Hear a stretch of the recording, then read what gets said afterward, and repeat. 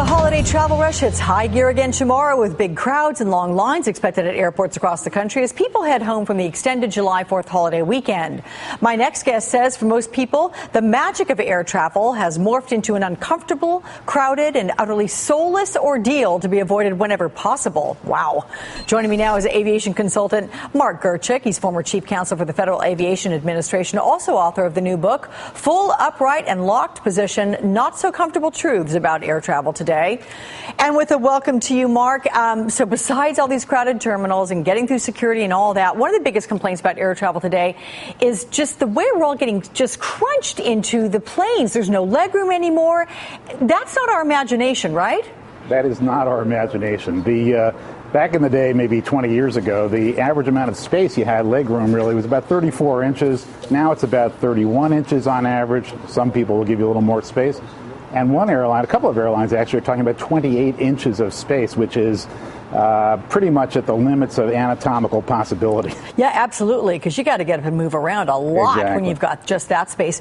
This is interesting because you write about what pilots do in the cockpit, besides flying the airplane. What are you talking about? Well, pilots are extraordinary people. The level of professionalism of American pilots in particular is extremely high.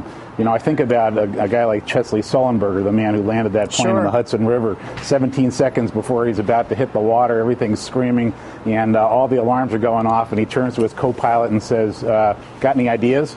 And the co-pilot turns back to him and says, actually not. So these guys are pretty cool. But what they do is, these are long flights. In many cases, the autopilot and the flight management systems are flying the airplane, and the pilots can basically do other things. And they do. They talk and they read and they monitor what's going on. And so there's a lot of time that they have to do other things besides actually hand flying the airplane. Yeah, particularly on those long haul flights.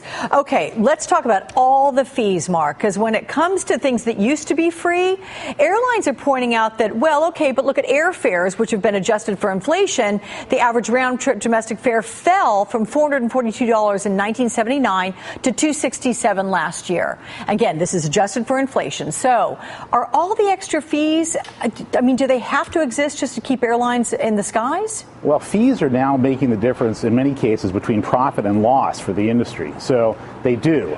Essentially, there were about $6 billion in fees that the airlines made last year just from bag fees and changing your ticket fees. And there are many, many other fees, of course, that we're seeing all the time. Actually, fares have been going up since 2009 also. It depends on sort of what point you start at. But that plus the fees and flying, well, it's still a bargain, is getting more expensive all the time. Yeah, you sure got to hunt for those bargains. What about the in-flight air quality, which you write about in your book? Can you talk about that? Well, the real issue with in-flight, the whole cabin environment, probably the thing we most need to worry about is not so much the air, because basically half the air comes in from outside, half the air is filtered through these sort of hospital level filters. So it's not as much the air as it is simply being packed in there. The volume of air that we get is shared among many, many more people, sort of like a rush hour elevator. Plus, the real issue is folks touching things. I mean, if the guy next to you and your seatmate is sneezing, you might as well forget about it. Doesn't matter what the quality of the air filtration system is. Yeah, that and coughing. Please remember to cover your mouths on these crowded planes.